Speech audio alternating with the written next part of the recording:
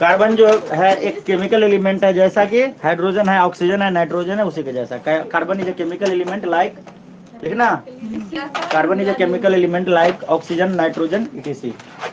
Carbon is a chemical element like hydrogen, oxygen,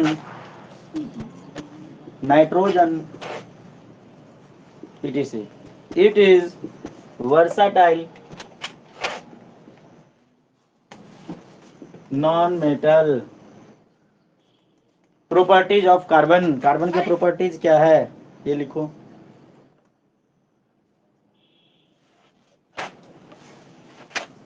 मैं mobile से मिटाने वाला था। Properties of carbon, first point, atomic number. कहाँ आया रे बाहर चल, कहाँ आया? कितना बजे ट्यूशन टाइम है? 4:30 बजे। उठक बैठक कर 25 बार। एटॉमिक नंबर कितना होता है कार्बन का? 6। मास कितना होता है? मास 12U होता है ना।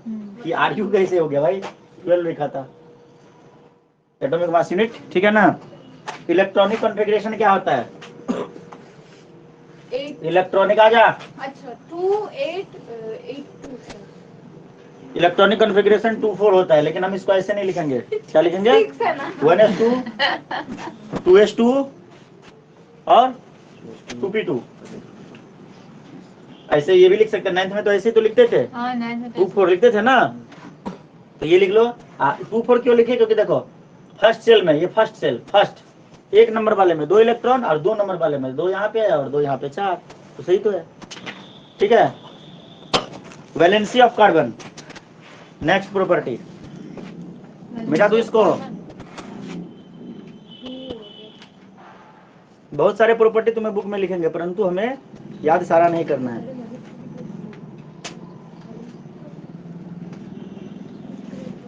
ट्यूशन टाइम आज हमने अचानक नहीं बदला, कल सुबह में ही मैसेज किया, ठीक है। तुम्हें देखना चाहिए एक बार, हर चीज फालतू ही नहीं होता। क्या कंकु? सुरजीत नहीं है रे? अच्छा आया है। अब याद करो मेरा बात, बोला था ना कि दिसंबर लास्ट होते होते देखना क्लास आधा खाली रहेगा, उसके बाद जनवरी में आप पूरा सफा 5-6 बच्चे दिखेंगे। लास्ट पे जाते जाते ऐसे हो जाता है। हाँ, लेकिन एसएसटी का क्लास कोई नहीं छोड़ेगा, एकदम लास्ट तक जाएंगे, लास्ट डे तक जाएंगे, एकदम जान दे देंगे एसएसटी के लिए। हाँ पैसे दे के रखते हैं, हाँ एक्स्ट्रा पैसा ऊपर से, मतलब डबल पैसा 1 महीने का। श्रीनस रुपया उसको तो छोड़ ही नहीं सकते, क्योंकि अरे सिलेबस चल रहा है। और कोई अगर कोई बेवकूफ ये कहता है ना कि अभी वेकेशन है, वेकेशन में खत्म करा देगा, देख लेते कैसे खत्म करा देता है। हम तुम पहली बार 10th में पढ़ रहे हो, और हम तो भाई कितनी बार पढ़ा चुके हैं। इस सिलेबस एकदम से जाएगा, जनवरी के लास्ट तक जाएगा, फरवरी के फर्स्ट वीक तक जाएगा।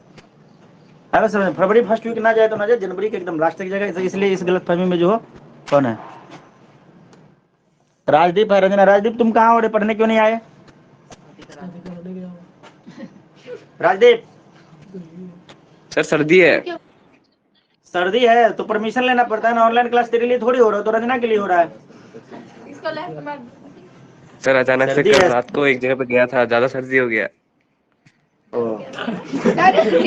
चलो लिखो। तो देखो, तो वही बात मैं बता रहा हूँ, ये पता है गुमराह किए जाते हैं भाई। एक सब्जेक्ट है, तुम मेरा वाला सोचो, अप्रैल मई जून जुलाई सितंबर अक्टूबर नवंबर दिसंबर, जनवरी को भी चलो मान के पकड़ लेते हैं, जनवरी भी पूरा ले लेते हैं। हम तो वैसे लगाएंगे नहीं, लेकिन मान लेते हैं। तो कितना हो गया? 10 महीना हो गया।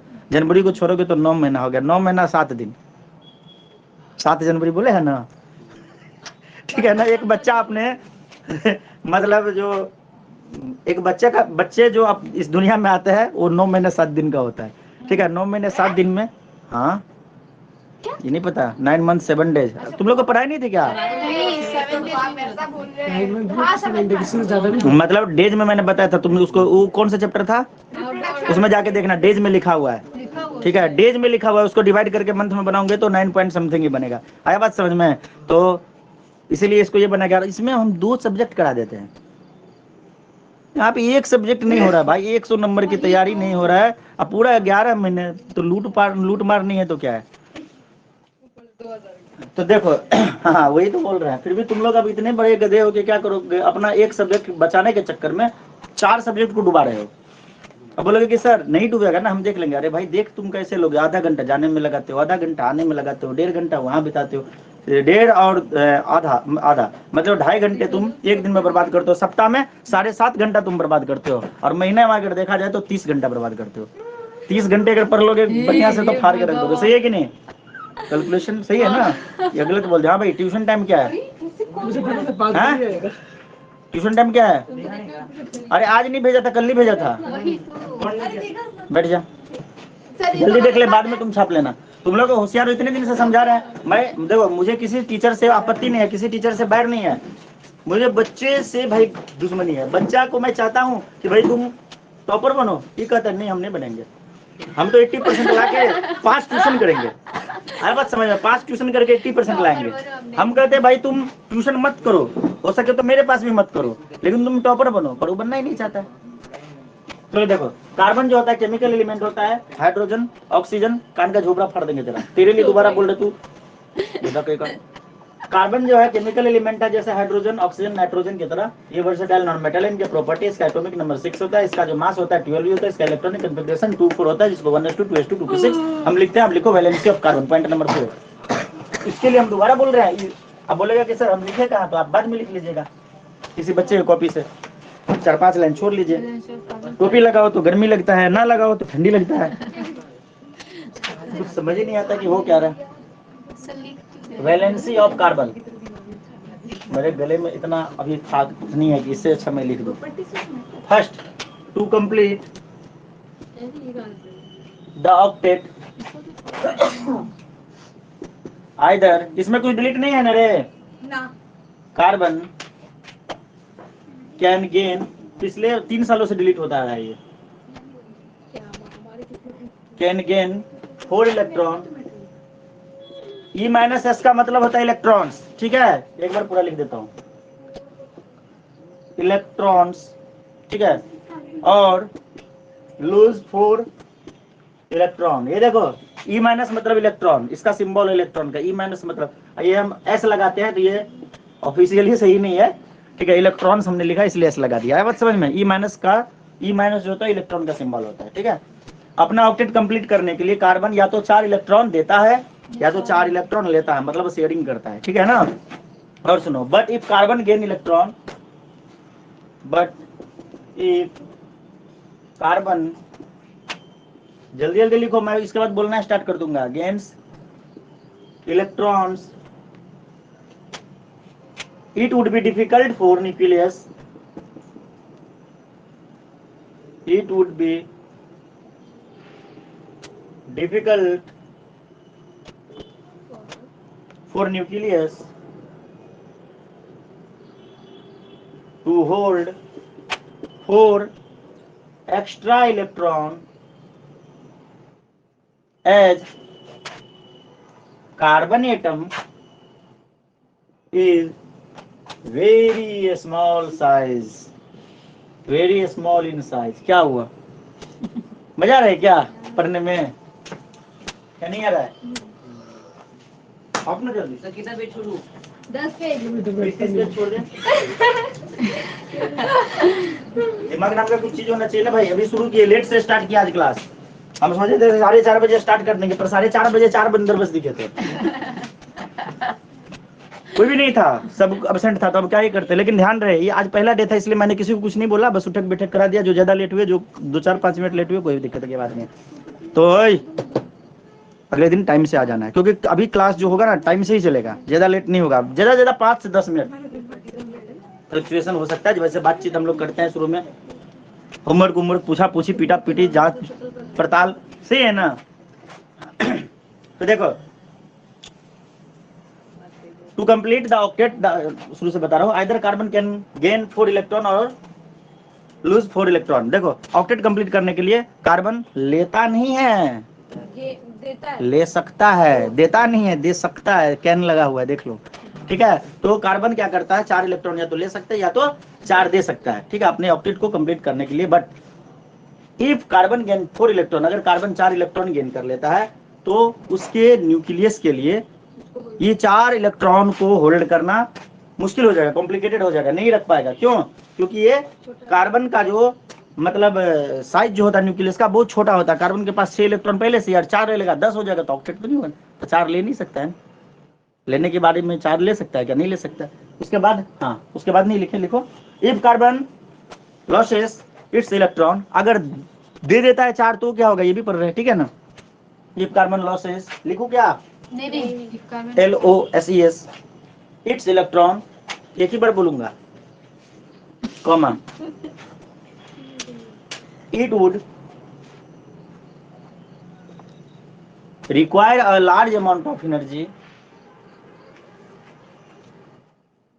it would require a large amount of energy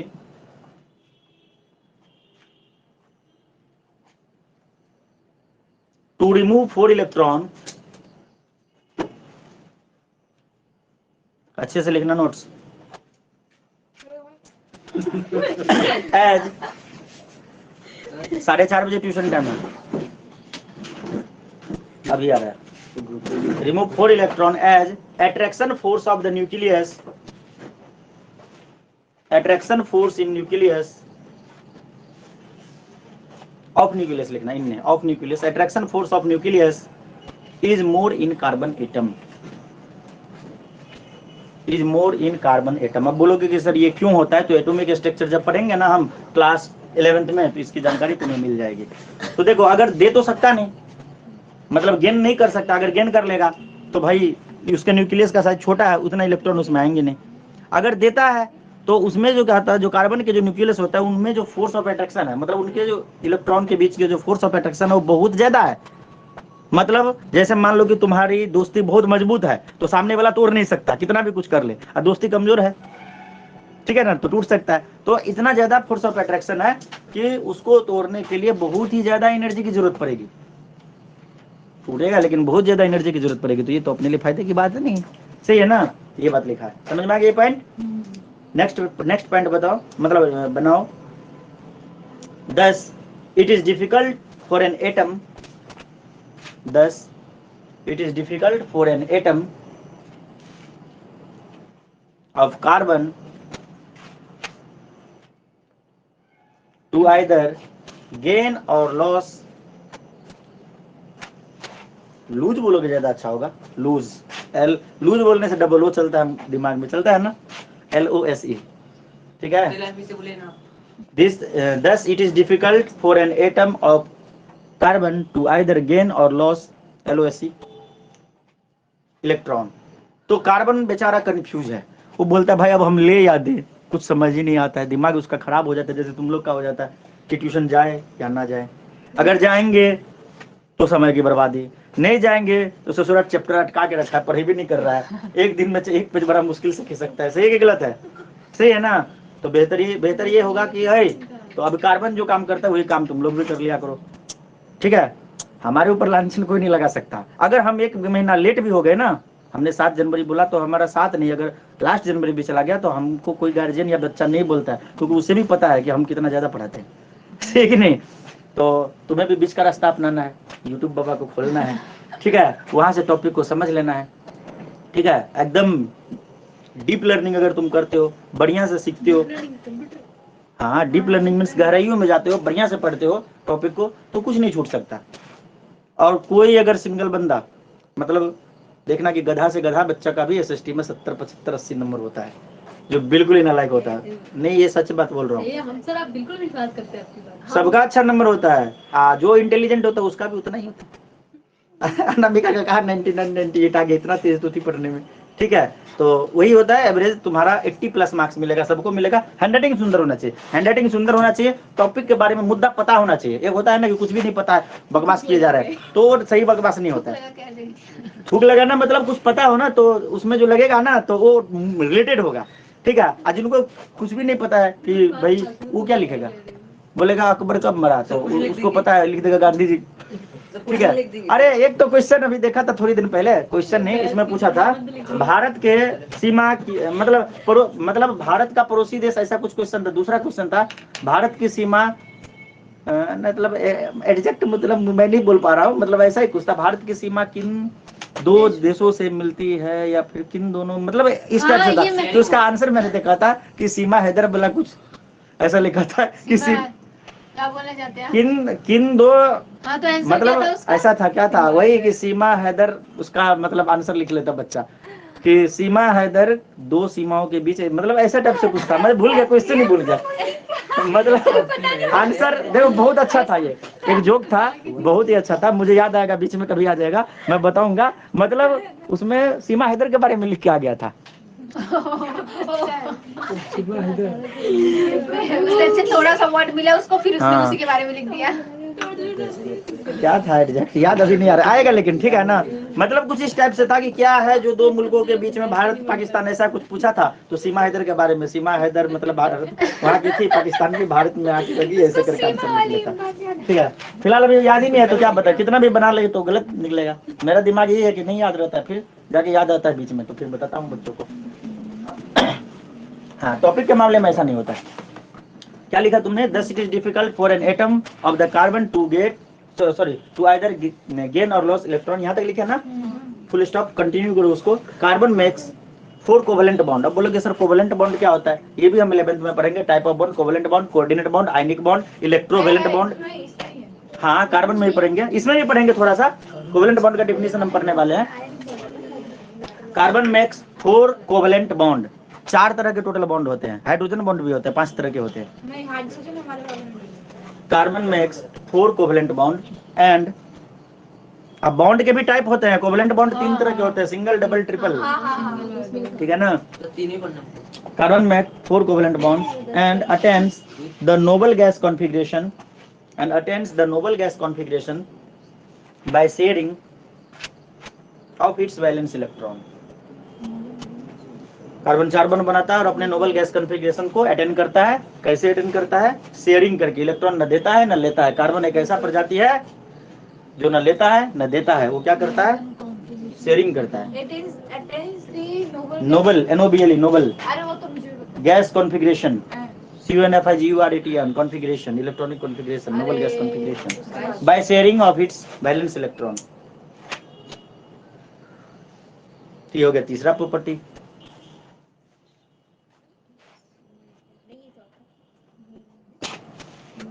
अरे चौथा पांचवा जो भी हो करो ना, चौथा है पांचवा है, हमने स्टार पॉइंट डाला है, 1 2 3 4 लिखा है। मैंने तो स्टार डाला है, नंबर दिया ही नहीं है, सही है ना। अगला point, self combination, self combination. अरे उसी का चल रहा है, प्रॉपर्टी ही चल रहा है, ठीक है ना, जिसको केटेनेशन बोलते हैं। क्या बोलते हैं? किसने हाँ बोला? केटेनेशन। कहाँ पर लिया तूने रे? हमारा पुराना साल का नोट्स तो नहीं मिल गया किसी को? अरे नहीं हुआ, तेरे पास तो होगा ना नवनीत? वर्ड सुना सर ने पढ़ाया ना स्कूल में। हाँ देखो, एक बात सच बता रहा हूँ, तुम्हें कितना भी तुम क्लोज क्यों ना हो किसी बच्चे के, तुम्हारा कोई भी बेस्ट फ्रेंड क्यों ना है, साइंस वाला नोट्स वो तुम्हें नहीं देगा, एकदम फिक्स नहीं देगा, भले ही मतलब सीनियर। अब मान लो कि सुमित मलाकार, तू तो दे ही देगा, मतलब अच्छा बच्चा जो थोड़ा ढंग का बच्चा का चाहोगे ना कि नोट्स ले जाएगा अनामिका से, तुम मांग के ले लो, साइंस का मेरा नोट्स नहीं देगा। अब पता नहीं उसमें है क्या, नहीं देगा, वो संभाल के रखेगा, उसमें यादें जुड़ी हुई है, मतलब नहीं दिया ना, निर्बंध देगा ना सौम्यदीप देगा, मतलब कोई भी तुम्हें नहीं देगा, अच्छा बच्चा तुम्हें अपना नोट्स नहीं देगा। और इसके पीछे का वजह ये है कि देखो, साइंस और मैथ्स का जो तुम्हारा पढ़ाई है ना, ये साइंस का क्लास 10th का तुम अच्छे से पढ़ लिए, हमने जो पढ़ाया 9th का भी तुम पढ़े, अगर ये दोनों कंबाइन करके रख दिए, मैथ भी अगर कंबाइन करके पूरा रख दिए, तो सीटेट का एग्जाम आराम से निकल जाएगा, टीचर बनने वाला, केंद्रीय विद्यालय का टीचर जो बनोगे ना। सीटेट होता है ना, सीटेट, उसमें 8 9 10 7 से पूछा जाता है, 7 8 9 10 के मैथ, फिजिक्स, केमिस्ट्री, ये सारे, बाकी जनरल अवेयरनेस, थोड़ा सा हिस्ट्री सिविक्स, ठीक है। हिस्ट्री सिविक्स मेनली 9 10 का पूछा जाता है, 8 को भी ले सकते हो, ज्यादा नहीं पूछा जाता। तो ये सब चीज MCQ टिक लगाने वाला क्वेश्चन आते हैं, आराम से कर सकते हो। और एक बात और सच है कि जिंदगी में कोई भी एग्जाम दोगे, दुनिया का कोई भी एग्जाम, चाहे झाड़ू लगाने वाले से लेके कितने भी हाई लेवल तक का दोगे, तो उसमें एक बेसिक साइंस नाम से आता है, ठीक है, या फिर जनरल साइंस के नाम से टॉपिक आता है, जनरल साइंस, तो उसमें वही 9th 10th का साइंस और मैथ पूछा जाता है। ये होम साइंस क्या है? जान जाएंगे 11th में जाके। ये तुम 10th में भी होम साइंस ले सकते थे, बहुत आसान होता है। हाँ, लेकिन हमारे स्कूल थोड़ी तेरी मैम का ग्रेजुएशन पेपर होम साइंस है, तेरी मैम ने जो ज्योग्राफी से किया है, लेकिन उनका एक सब्सिडरी पेपर होता है ना, वो होम साइंस है। वो जो एआई के बदले तो नहीं सकते वो वाला। हाँ, एआई के बदले होम साइंस ले सकते थे, अच्छा मार्क्स मिलता। हमारे उधर पे तो लड़का सब होम साइंस लेना शुरू कर दिया। होम साइंस में क्या होता है? होम साइंस में क्या पढ़ना है पता है? बच्चे को कैसे पालना है, ठीक है, मतलब बैलेंस डाइट क्या होना चाहिए। अब ऐसा नहीं कि बच्चे का ही मतलब जस्ट एक बताया, बाल विकास से रिलेटेड चीज होगा कि मतलब बच्चों से रिलेटेड चीज होगा। सुनो ना, जो तुमने अपना बचपन जिया है ना, तुम्हारे मम्मी पापा तेरे साथ जो जैसा करते हैं ना, वही चीज लिख दोगे तुम, बात खत्म। होम साइंस में कुछ नहीं, कुछ पढ़ना ही नहीं है, आराम से हो जाएगा तुम्हारा। और कुछ रेसिपी वाला भी चीज आता है, तो ये इस क्लास में नहीं, 10th वाले में नहीं, आगे जाके। चाय कैसे बनाते हैं, मतलब देखो, मैंने पढ़ा नहीं है, मैंने जस्ट अनुमान से बताया। एक कोई बचपन में मैंने 8, 9 का होम साइंस का बुक देखा था, मतलब बेसिक चीजें था। एग्जैक्ट ये नहीं कि चाय कैसे बनाते यही आएगा, तुम उसके थोड़ा सा सिलेबस खोल के देखना, तो तुम्हें लगेगा कि भाई ये सब चीज सिलेबस तो होता है ना, सिलेबस को खोलोगे ना तो लगेगा यार ये सब कुछ आसान है। और उसको ऐसा चीज है कि एक बार पढ़ोगे तो उसमें कुछ याद नहीं रखना है, कहानी की तरह याद हो जाएगा दिमाग में, और काफी आसान। एआई की तुलना में तो मतलब कितना परसेंट कम कर दो, एआई उससे 95% ज्यादा मुश्किल है। आया बात समझ में? वो आप समझ लो कि कितना आसान है, ठीक है, कोई बात नहीं। इसके कंटिन्यू करो, लिखो। Due to small size of carbon, it has a unique ability to combine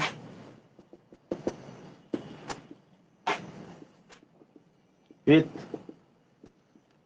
other carbon atoms to form long chain. This ability of carbon is known as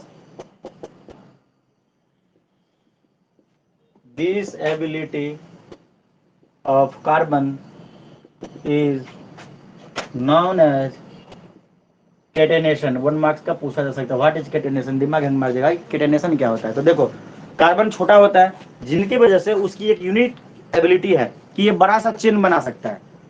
carbon carbon carbon carbon जुड़ के बहुत बड़ा chain बना सकता है, बहुत बड़ा means बहुत बड़ा, इनफाइनाइट, ठीक है ना, जितना तक बनाना चाहो उतना बना सकते हो, और इसी प्रोसेस को बोलते हैं कैटेनेशन। याद रहेगा ना? ऑनलाइन वाले बच्चे समझ में आ रहा है? क्या बोली रजना? सिलिकॉन 7 से 8 ही क्यों बना पाते, बड़ा चेन क्यों नहीं बना पाता सिलिकॉन? उसके जो अगर सिलिकॉन इसके परफेक्ट आंसर मेरे पास नहीं है, मैं थोड़ा देख के फिर बताऊंगा, ठीक है? समझे? तुम्हें पता है? नहीं, मुझे नहीं पता। हाँ, मैं बताऊंगा। इसका पीरियोडिक टेबल से कोई रिलेशन है, उस टॉपिक को मैं फिलहाल भूल चुका हूँ, ये क्वेश्चन आते नहीं है, ठीक है? तो वो मैं बताऊंगा तुम्हें। बहुत सारे और भी मतलब ऐसे है, जैसे देखो कार्बन जैसे मीथेन होता है ना, इथेन, प्रोपेन, ब्यूटेन होता है, लेकिन जब डबल बॉन्ड की बात आती है तो मिथिन नहीं होता है, इथिन होता है, ई से स्टार्ट होता है, ठीक है? ट्रिपल बॉन्ड की बात होती है तो इथिन भी नहीं एग्जिस्ट होता है, प्रोपाइन से स्टार्ट होता है, सही है कि नहीं? तो इस ऐसा ही कुछ वजह उनके साथ भी हो जाएगा, ठीक है? सिलिकॉन बोली थी, बता दूंगा मैं तुम्हें। अब पहले ये भी पता करना पड़ेगा कि ये सच में 7-8 बनाते हैं या उससे ज्यादा भी बनाते हैं, क्योंकि इस टाइप से जैसे 11th पर है या 12th पर है, ये क्वेश्चन अभी तक नहीं पूछा गया और हमें मिला भी नहीं ऐसा कुछ। इसके बारे में रिसर्च करना पड़ेगा कि ये 7-8 ही क्यों बनाते हैं। और एक बात और, तब तो बात ये भी उठ जाता है कि क्या और भी कोई एलिमेंट है जो ऐसा कर सकता है, क्योंकि कौन सी गीत सुनाओ प्यारे बलम, ये सब एक ही प्रजाति के है, इनकी प्रॉपर्टी भी एक ही जैसे होने चाहिए ना। तो क्या पता कोई अपवाद है, ये एक्सेप्शन है, कुछ भी हो सकता है ना। तो अब इन सारों पे रिसर्च करना पड़ेगा तुम्हें। ये है लेड, ये है एसएन। क्या हुआ? बुक में लिखा है 7 से 8 चेन बनाते हैं। 7 से 8 बनाता है, रीजन नहीं लिखा है? नहीं, वो नहीं लिखा है। वही चीज पता करना पड़ेगा। ये मतलब हमने 12 तक पढ़ाया, अभी तक ये क्वेश्चन या फिर इससे रिलेटेड कुछ आया ही नहीं, ठीक है? अब तो हमारे मन में फिर ये भी सवाल हो गया, हम तो ऐसा सोच रहे थे कि इनकी प्रॉपर्टी सेम है, तो ऐसा ही कुछ होता होगा। अब बोलोगे कि सर कुछ होता होगा मतलब क्या, इनके बारे में आप नहीं पढ़ा? जी नहीं पढ़ा है। इनके इनके एटॉमिक रेडियस के बारे में पढ़ाएं, इनके न्यूक्लियर के साथ अट्रैक्शन के बारे में पढ़ाएं, इनके एटम के साथ अट्रैक्शन रिपल्सन होता है ना, इसकी इलेक्ट्रोनेगेटिविटी, इलेक्ट्रॉन एफिनिटी, इनके रेडियस, ठीक है, मतलब इन सब चीजों के बारे में अभी तक पढ़ा है, इन सब के, ठीक है। लेकिन ये जो क्वेश्चन आप पूछिए कि 7 ये मतलब फिर तो इनके साथ भी सवाल उठता है, सबके साथ उठता है, तो एक बार इसको देखना पड़ेगा। क्यों हंस रही है तुम दोनों? क्या मतलब बुरा क्वेश्चन पूछ दिया? क्या पूछ दिया? पूछ दिया तो क्यों हंस रही है? ऐसे वैसे ही मतलब क्या मुजरा चल रहा है? वैसे हंस रही है। बताएंगे ना यार। अब देखो दुनिया के सारे क्वेश्चन कोई भी आदमी जानता होगा क्या? चलो, अकरेंस ऑफ कार्बन, अगला टॉपिक है occurrence of carbon. Occurrence of carbon.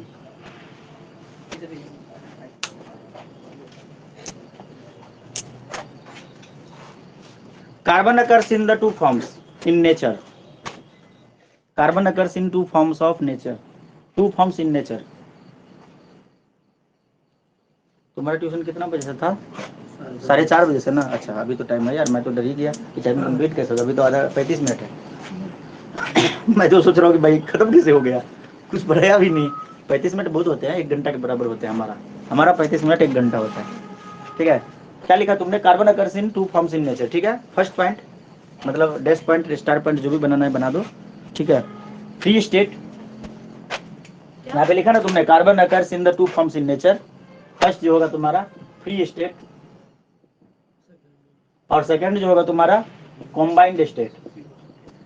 Combined state, free state की अगर मैं बात करूं तो फ्री स्टेट में क्या क्या पाए जाते हैं? ग्रेफाइट, डायमंड और फ्लूरिन। सही है ना? प्रोनाउंस नहीं कर पा रहे थे क्या? फो कर रही थी। कौन कर रही थी? कंका? हाँ, फ्लोरीन और बकमिस्टर फ्लोरीन अलग है क्या? नहीं, एक ही है। बकमिस्टर नाम का एक बुद्धिजीवी था जिसने इसका नाम दिया, ठीक है। उसका नाम ही था, उसी के सरनेम पे पड़ गया है इसका नाम, ठीक है। कॉम्बाइंड स्टेट, कॉम्बाइंड स्टेट में तो बहुत सारे पाए जाते हैं। कितना लिखोगे? लिख लेते 2-4। Carbon combines with other elements to form compounds such as carbon dioxide,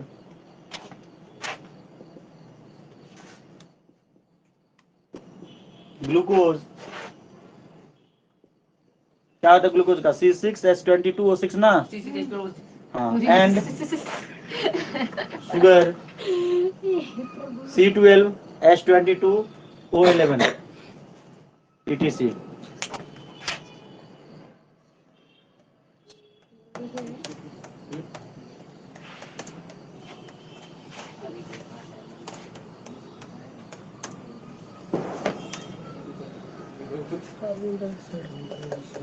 free state क्या होता है? डायरेक्टली पाया जाना, किसी के साथ कोई बॉन्डिंग नहीं। डायमंड है, डायमंड के क्या? डायमंड के साथ तू कार्बन मिला के, डायमंड कार्बन मतलब डायमंड के साथ नाइट्रोजन मिला के कुछ दूसरा बना दोगे क्या? नहीं, फ्री स्टेट है, फ्रीली मिलता है, ठीक है ना।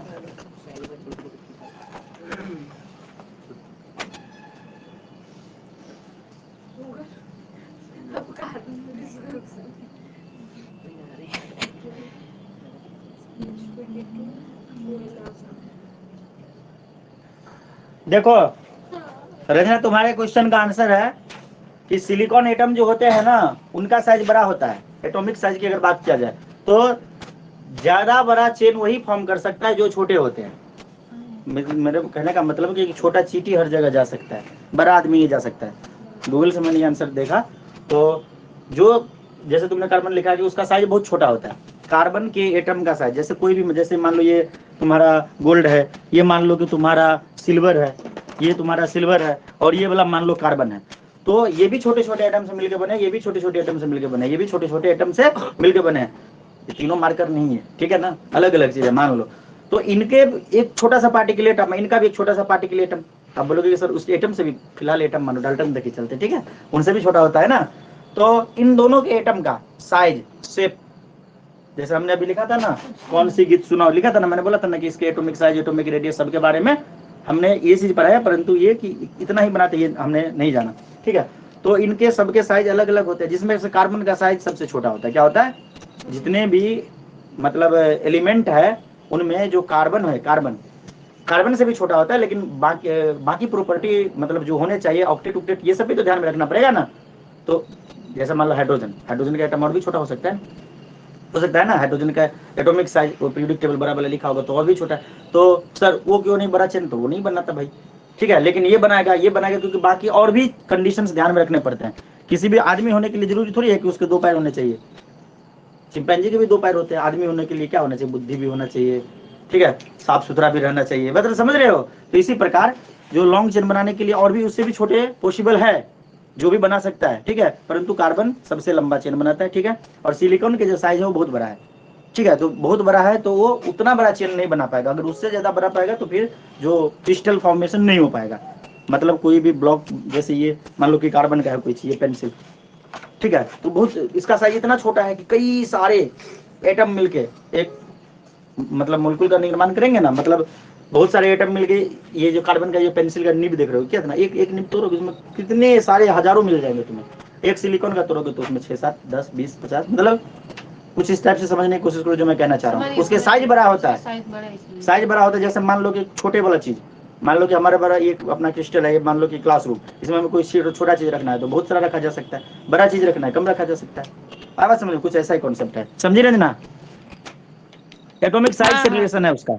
एटॉमिक सिंपल से एक वर्ड में अगर जानो तो जिनका एटॉमिक साइज बड़ा होगा वो छोटा चेन बनाएगा। अगर सबसे बड़ा आइटम है बहुत छोटा साइज बना, मतलब क्या पता एक भी ना बना पाए। सबसे छोटा जो है वो सबसे बड़ा बना। हाँ, जो सबसे छोटा है वो ज्यादा बड़ा चेन बना पाएगा, ठीक है। ये बात याद रखना, क्योंकि देखो बिना आंसर दिए हमारे मन का मतलब टेंशन खत्म नहीं होता, ठीक है। और दूसरी बात, ये एक बात और बता दे रहा हूँ, बहुत सारे ऐसे क्वेश्चन है केमिस्ट्री में जिनका आंसर मुझे भी नहीं पता है।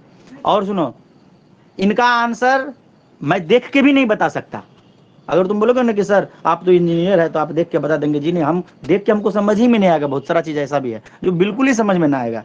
बोलोगे कि सर ये मतलब ऐसा क्यों? ऐसा इसलिए क्योंकि पढ़ाई का कोई अंत नहीं है। हमने जो पढ़ाई किया है केमिस्ट्री, वो इंजीनियरिंग मतलब 12 तक बढ़िया से किया है, और इंजीनियरिंग में 2 सेमेस्टर पढ़ाई किया। परंतु केमिस्ट्री की पढ़ाई यहीं पे खत्म नहीं होती। केमिकल इंजीनियरिंग नाम का कोई चीज होता है, ठीक है ना। केमिस्ट्री की पढ़ाई ग्रेजुएशन में भी होता है, मास्टर डिग्री में भी होता है कि नहीं? तो वहां पे फिर क्या कुछ तो पढ़ाया जाता होगा जो हमें पता भी नहीं कि पढ़ाया क्या जाता होगा। समझ में आ रहा है? तो ज्ञान का नहीं। फिर पीएचडी भी होता है केमिस्ट्री में। पीएचडी को चलो छोड़ दो, मास्टर डिग्री तक होता है ना, तो वहां पे भी तो कुछ यूनिक सिलेबस होता होगा ना। हाँ, लेकिन मैथ का फिजिक्स का बता सकता पूरे हाई लेवल तक, मास्टर लेवल तक, ठीक है। ये खत्म हो गया। आगे लिखो allotropes of carbon. Allotropes of carbon,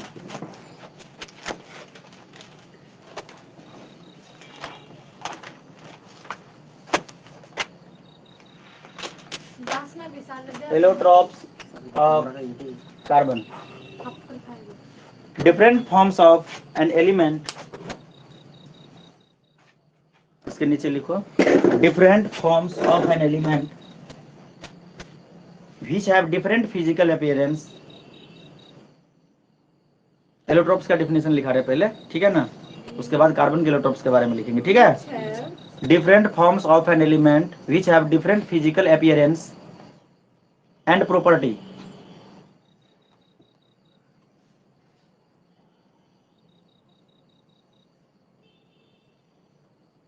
but their chemical property are same, but their chemical properties are same, are called allotropes. सवाल उठता है एलोट्रॉप्स ऑफ कार्बन लिखने से पहले कि भाई एलोट्रॉप्स होता क्या है। तो एलिमेंट के डिफरेंट फॉर्म जिनका फिजिकल अपीयरेंस डिफरेंट हो, फिजिकल अपीयरेंस डिफरेंट हो, लेकिन उनके प्रॉपर्टी, फिजिकल अपीयरेंस और अदर प्रॉपर्टी तो एक ही नहीं होता है। मेटल के बहुत सारे प्रॉपर्टी होता है, ये हार्ड भी होता है, चमकता भी है, आवाज भी करता है, पढ़ते हैं ना। तो वैसे ही कोई भी एलिमेंट उनके डिफरेंट प्रॉपर्टी, जो मैं थोड़ी देर पहले बोलना चाह रहा था, ठीक है। तो उनके जो फिजिकल अपीयरेंस है या फिर कुछ प्रॉपर्टी है वो डिफरेंट हो, ठीक है, लेकिन केमिकल प्रॉपर्टी सेम हो, उनका जो कॉम्बिनेशन बना, उसका जो फॉर्मेशन हुआ है वो अगर सेम हो, ठीक है, तो हम उसको बोलते हैं एलोट्रॉप्स। क्या बोलते हैं? हो गया, एलोट्रॉप्स का डेफिनेशन पता चल गया, फुल स्टॉप। नेक्स्ट लाइन में लिखना there are 3 allotropes of carbon, there are 3 allotropes of carbon. Carbon के 3 एलोट्रॉप्स है, कौन बताओगे? बोलो बोलना, आता है तुम लोग को? भी बोलेंगे तो आ जाएगा। ग्रेफाइट और डायमंड, ठीक है, और बकमिंस्टर फ्लोरीन, बी फ्लोरीन, ठीक है ना। तो डायमंड, ग्रेफाइट, बी में ग्रेफाइट, हाँ हेलो, हाँ हाँ हाँ,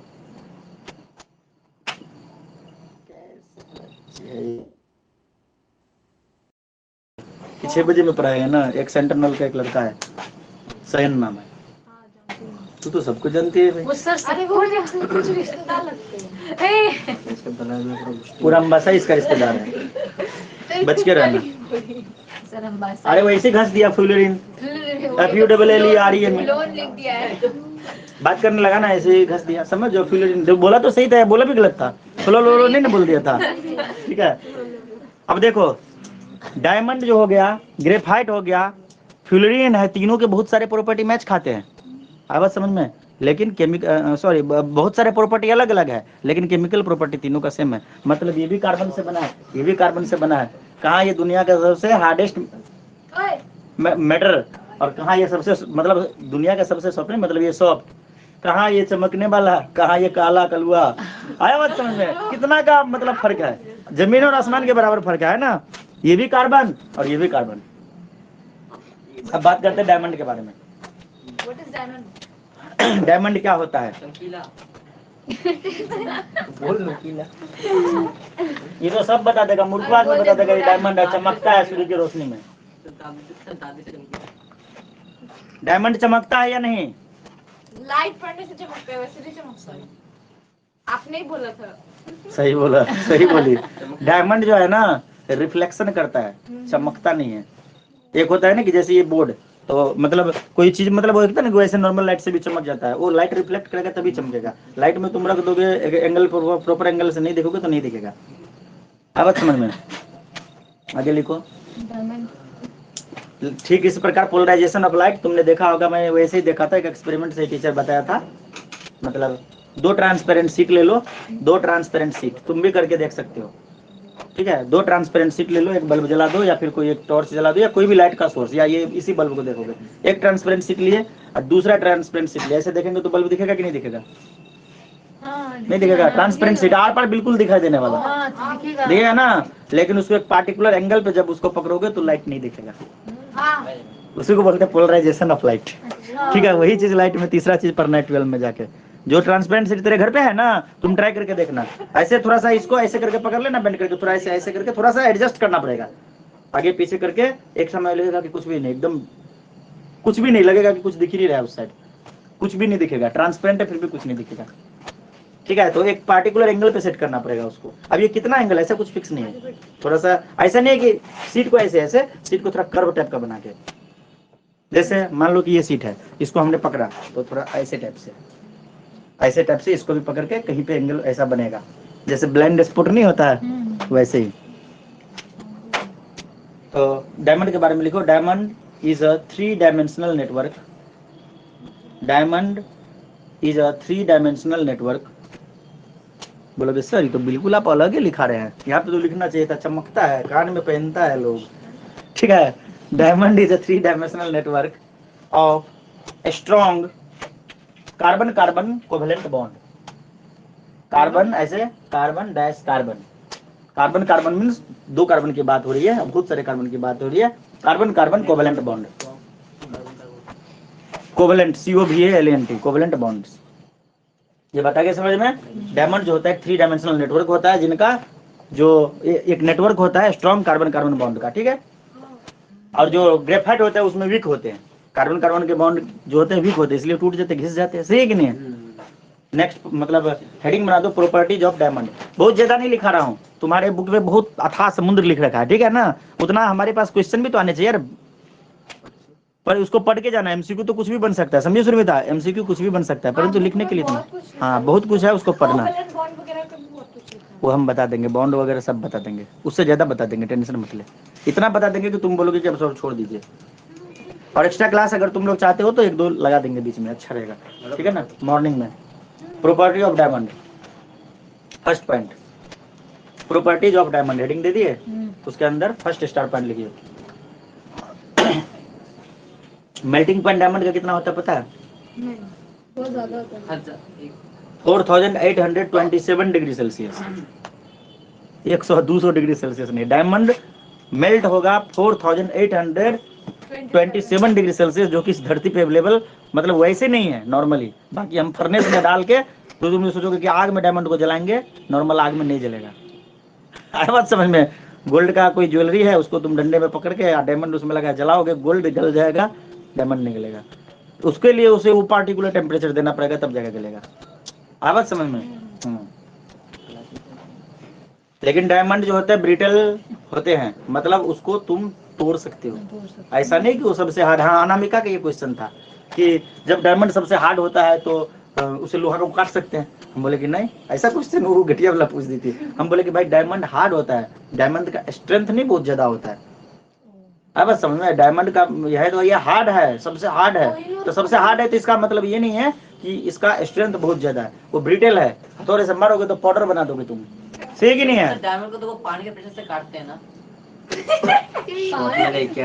बहुत सारे प्रोसेस हो सकते हैं, तेरे को भी काटा जा सकता है पानी से। ये बोल रहा है। नहीं, इस लैपटॉप पे पानी को एक मतलब हाई वेलोसिटी पे मारेंगे तो 2 टुकड़ा हो जाएगा। लोहे का तो ये दीवार को 2 टुकड़ा कर देगा, बड़ा से बड़ा बिल्डिंग को उड़ा देगा पानी।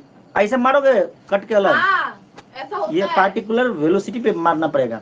पानी वो सबसे खतरनाक हथियार है, दुनिया का सबसे खतरनाक हथियार पानी है। ऐसा शॉर्ट देख लिया होगा ये, हाँ पता है, वो सब लोग मोबाइल में आता है, हमने नहीं देखा, हमने भी देखा है। ठीक है, सही है, ऐसा है। देखो एक दिन क्या हुआ ना, बाइक वाले के पास बाइक धुलवा रहे थे ना, तो मिट्टी नहीं निकल रहा था। हम बोला थोड़ा प्रेशर बढ़ा के, तो बोलता है मार देंगे तो पेंट उड़ जाएगा। तो हम सोचे कि यार इसके मोटर में इतना प्रेशर थोड़ी होगा। हम बोलते हाँ मार उड़ा दो, ठीक है। मार के सच्ची में एक जगह उड़ा दिया, बोलते देखो उड़ गया ना। बोला अरे भाई छोड़ दे मत उड़ा। आया बात समझ में? मतलब हाई पावर का उसका मोटर था। हम सोचे मजाक कर रहा है, वो अपना यूज नहीं करना चाह रहा है, मतलब मेहनत नहीं करना चाह रहा है। तो फिर बोले कि चल रहने दे। क्या लिखा तुमने? Due to the presence of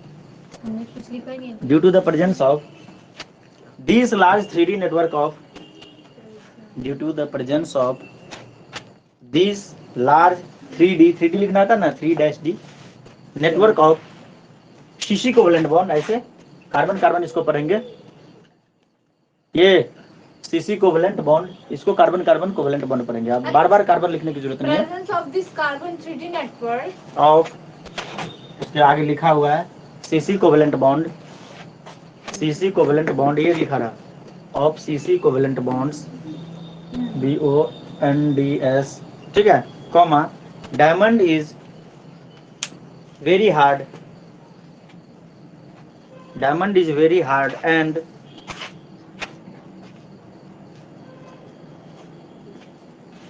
have a high melting point and have a high melting point, bracket में लिखना around 4827 degree Celsius. Next point,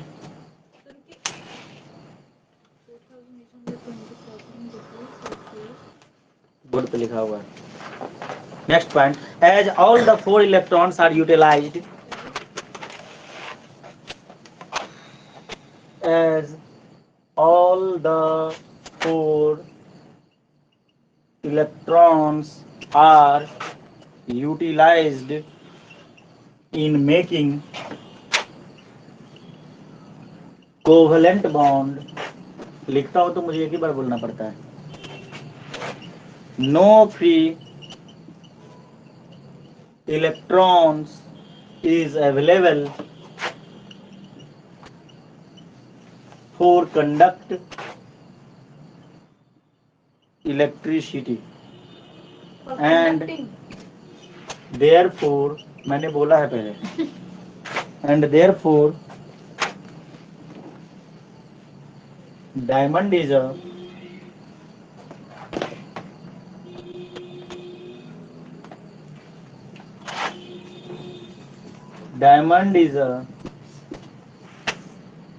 bad conductor of electricity. बात को समझो, कि डायमंड के मतलब जो जितने भी इलेक्ट्रॉन होते हैं, जैसे इसके वैलेंस सेल में जो कार्बन से बना हुआ है उनके वैलेंस सेल में 4 इलेक्ट्रॉन होते हैं, और इनके चारों इलेक्ट्रॉन, सुन लो एक बार, नहीं मिटाऊंगा, इनके इसमें ये क्या करते हैं, अपने चारों इलेक्ट्रॉन का यूज कर लेते हैं।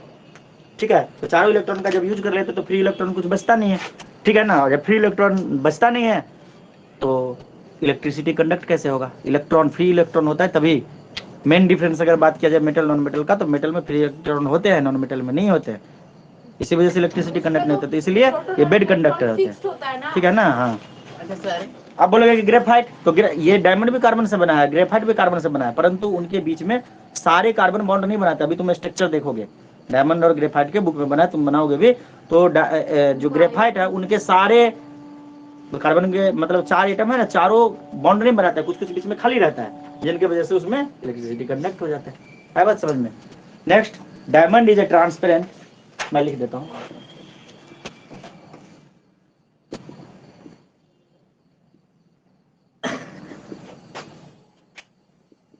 and shine in presence of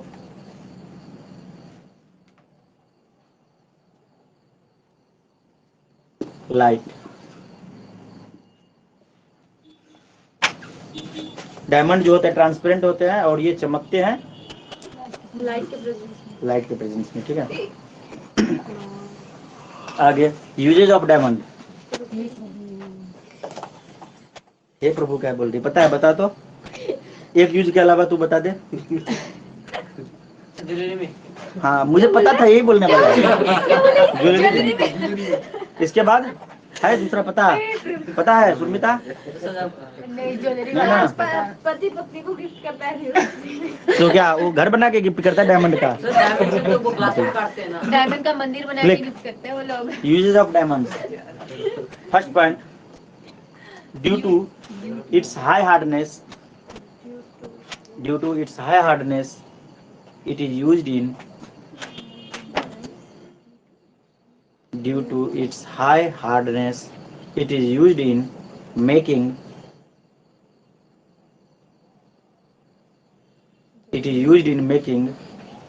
comma, cutting and drilling tools,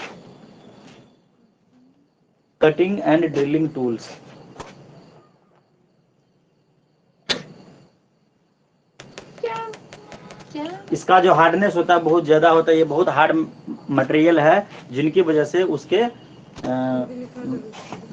cutting और ड्रिलिंग टूल्स बनाने में उसका यूज किया जाता है। आई बात समझ, फॉर मेकिंग कॉमा कटिंग नहीं, सुनो, मेकिंग ड्रिलिंग कटिंग टूल्स नहीं, मतलब इसमें सेंटेंस का मतलब ये है कि इसका यूज किया जाता है बनाने के लिए। मेकिंग का मतलब बनाने के लिए यूज किया जाता है, क्या बनाने के लिए? Cutting and drilling tools. तुम यहाँ पे कॉमा लगा दोगे तो गलत हो जाएगा, ये साइन डालो, ज्यादा सही रहेगा। क्या बोलते हो इस साइन को? सेमीकोलन।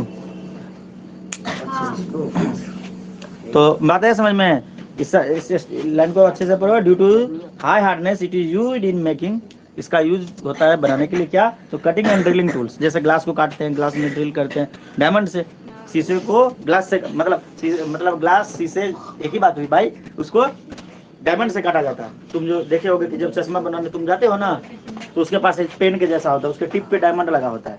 वो क्या करेगा, ऐसा मतलब इतना बड़ा लेंस होता है, पता है ना, उसमें से जितना बड़ा तूने फ्रेम लिया उतना ही बड़ा काटेगा, फ्रेम को हिसाब से उसको इसके ऊपर रख के लाइन मार लेगा, ऐसे करके इसी से लाइन मार लेगा, ऐसे पकड़ के प्लायर से तोड़ देगा, खत्म, लाइन मार दिए। ग्लास ये है ना, ग्लास पे ऐसे डायमंड से तुमने लाइन खींच दिया, ये वाला पार्ट को उठा लोगे, वही से कटेगा, थोड़ा सा भी नहीं, टेढ़ा मेढ़ा कुछ नहीं, एकदम एक्यूरेट कटेगा। बस एक लाइन खींचे उसके ऊपर, अब समझ जाओ, एक लाइन खींच दिया, सारे मोलेक्यूल को तोड़ दिया। अब कैसे करेंगे ये तो मैंने करके देखा नहीं है डायमंड से कभी। लिखो, डायमंड सस्ता महंगा दोनों होता है, डायमंड सस्ता वाला अलग होता है, महंगा वाला अलग होता है, ठीक है। हाँ लिखो, जैसे गोल्ड का नहीं कैरेट होता है, वैसे डायमंड का भी कैरेट होता है, कम कैरेट के डायमंड होते हैं। लिखो, due to its brilliant shine, हाँ second point, due to its brilliant shine it is used in making jewelry. Due to its brilliant sign, shine, sign, it is used in making jewelry. इनका जो sign होता है बहुत ही ज्यादा अच्छा होता है, जिनकी वजह से इसका यूज ज्वेलरी में यूज किया जाता है। सही है। नेक्स्ट,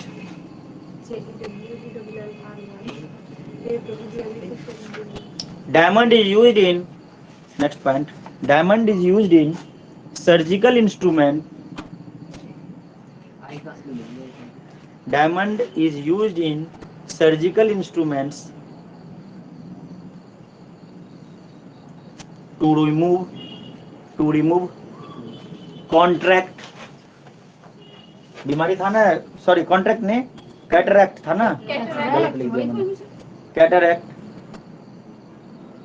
कैटरैक्ट फ्रॉम आइज, आंख में जो कैटरैक्ट, एक जो मिल्की व्हाइट लेयर वही होता है ना जो जम जाता है, उसको हटाने के लिए एक सर्जिकल टूल के रूप में इसका, सर्जिकल इंस्ट्रूमेंट के रूप में इसका यूज किया जाता है। अब एक बार बुक दिखाओ, डायमंड का स्ट्रक्चर ये भी तुम्हें बनाना है। एस चंदला, बनाना तुम्हें आता है पर मैं सिखाऊंगा तो थोड़ा अच्छे से बना पाओगे, ठीक है ना? बनाना तो तुम्हें आता है ना ये?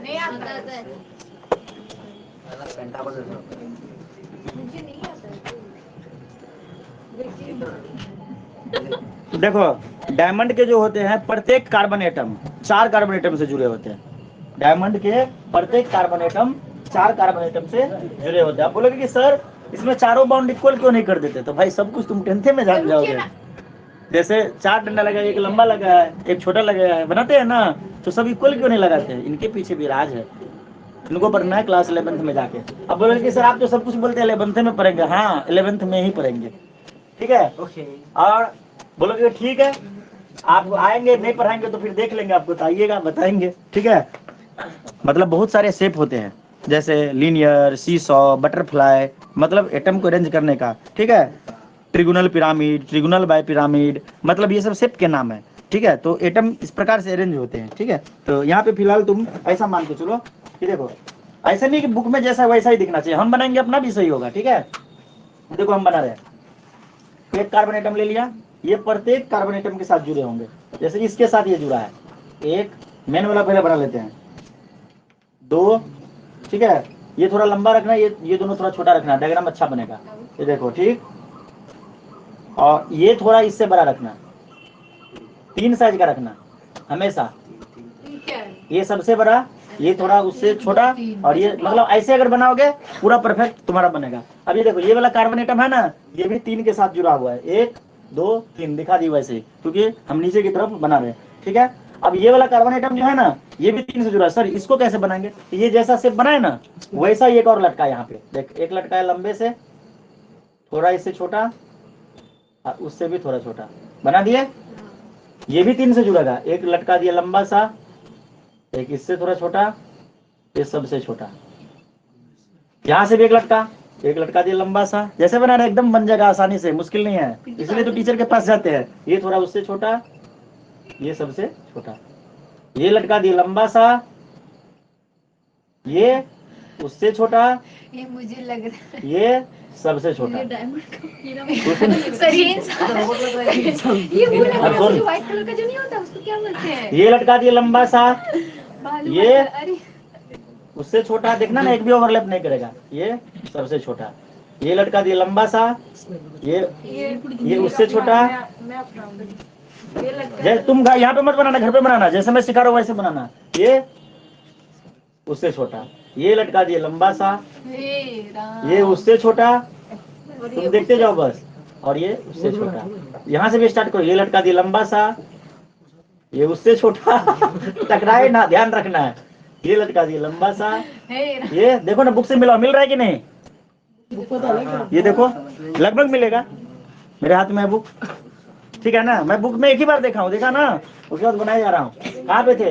ये उससे छोटा और ये सबसे छोटा, ये लटका दिया लंबा सा, ये उससे छोटा, एक बार पूछा था, ये लटका दिया लंबा सा, ये उससे छोटा, हम कुछ भी नहीं छोड़ते, ये टकरा गया गलती से, ठीक है ना? ये सबसे छोटा, ये लटका दिए, यहाँ से भी लटका गया लंबा सा, ये उससे छोटा, कहाँ पे घिंच के मतलब तुम भावनाओं को समझो, कहना क्या चाह रहे, मेरा हिल जा रहा है, मार्केट स्लिप मारता है ना।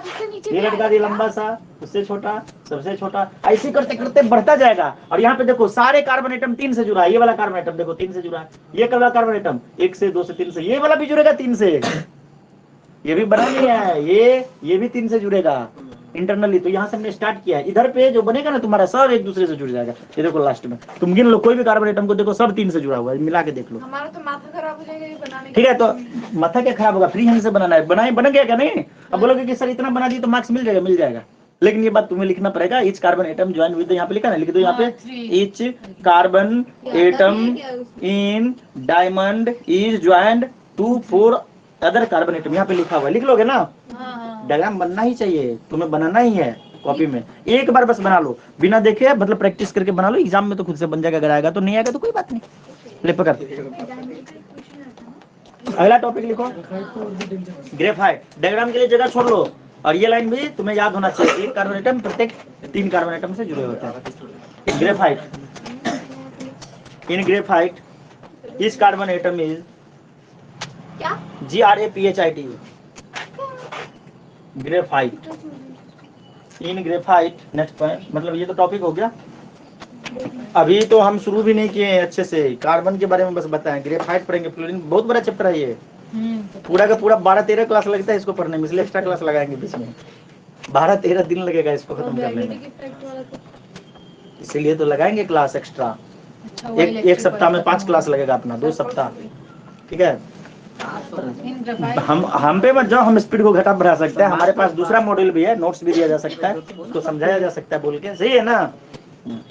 In graphite, each carbon atom is bonded with 3 other carbon atom. In graphite, each carbon atom is bonded with 3 other carbon atom to form hexagonal rings. To form hexagonal rings. Graphite का भी structure बनवाएंगे तुमसे। ये वाला समझ गए ना तुम लोग, बना लोगे ना ये? वो भी बता देंगे तो समझ जाओगे, एक ही बार में समझ जाओगे। In graphite, each carbon atom is bonded with the 3 other carbon atom to form hexagonal ring. इसमें hexagonal ring फॉर्म होगा, ठीक है। Next point, these hexagonal ring join। देख गधी, तुमने जगह कहाँ छोड़ा, मेरे सर पे बनाएगी डायग्राम क्या? डायग्राम के लिए छोड़ दे, ये पूरा छोड़ दे, इसको बना लेना, ये लाइन को फिर से इधर पे कॉपी कर लेना, ठीक है, यहाँ से ले, समझ में आया। सेकंड पॉइंट लिखो, फर्स्ट पॉइंट बाद में कॉपी कर लेना, यहाँ से लिखो सेकंड पॉइंट, वो वाला पॉइंट इधर पे लिख लेना, उधर काट के डायग्राम बना लेना, समझ में आया। यहाँ पे स्टार्ट डालो, these hexagonal rings, these hexagonal rings, समझ में आ गया ना मैंने क्या बताया। join together to form layers, these hexagonal rings join together to form layers।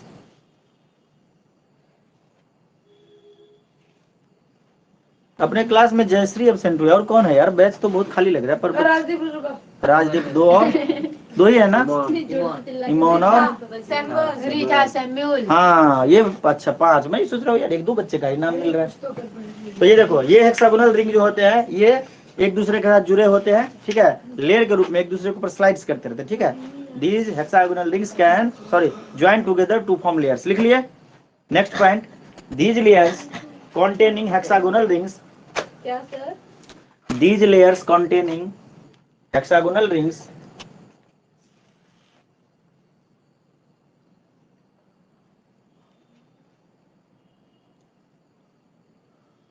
are held together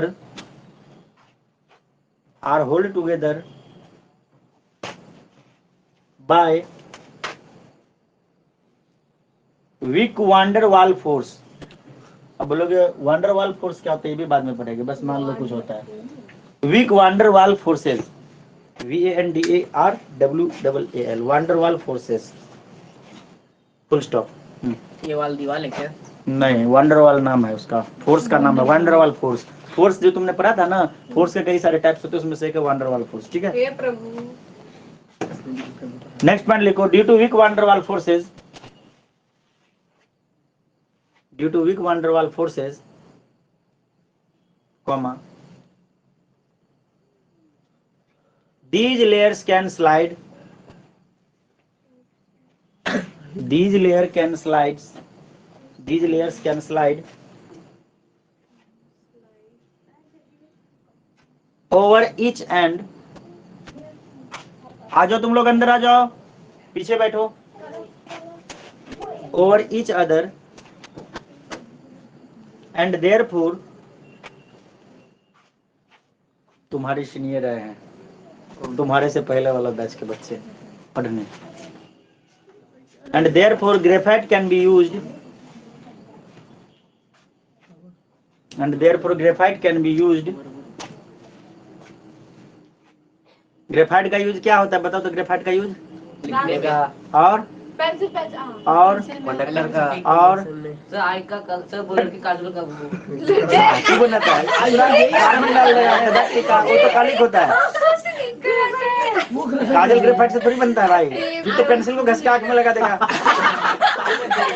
दादा वो तो कालिक होता है। सुनो आए सुनना, लुब्रिकेंट के रूप में यूज होता है। हाँ हाँ वो बहुत सारे ऐसे मतलब मशीन होते हैं जो ज्यादा टेम्परेचर पे काम करता है, उसमें मोबिल जो होता है इंजन ऑयल वो डालेगा तो आग ही लग जाएगा, तो यहाँ पे सॉलिड लुब्रिकेंट का यूज किया जाता है। मतलब ये जो विक वान डर वाल फोर्स है जिनकी वजह से ये सब एक दूसरे के ऊपर स्लाइड करते हैं, ठीक है, तो इसलिए उसका यूज लुब्रिकेंट के रूप में। तो वही बात हम लिखाने वाले हैं। सुनो, due to the weak van der Waals forces this layer can slide over each other and therefore graphite can be used as a dry lubricant, used as a dry lubricant. पर तो तुम सब कुछ लिए थे, पर कुछ बातें ऐसी होती है जो हम बताएंगे तुम्हें।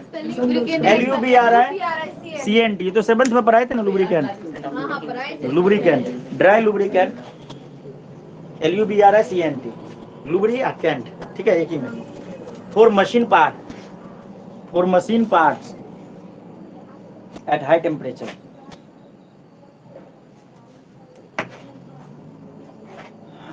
Next topic property of graphite, फिर यूजेज ऑफ ग्रेफाइट, फिर स्ट्रक्चर ऑफ ग्रेफाइट, फिर फ्लोरीन के बारे में ऐसे सब कुछ। उसके बाद बॉन्ड ढूंढने स्टार्ट होगा, ठीक है ना। कितना 2-3 पेज हुआ क्या? 2 पेज हो चुका है। देखो प्रॉपर्टी ऑफ ग्रेफाइट।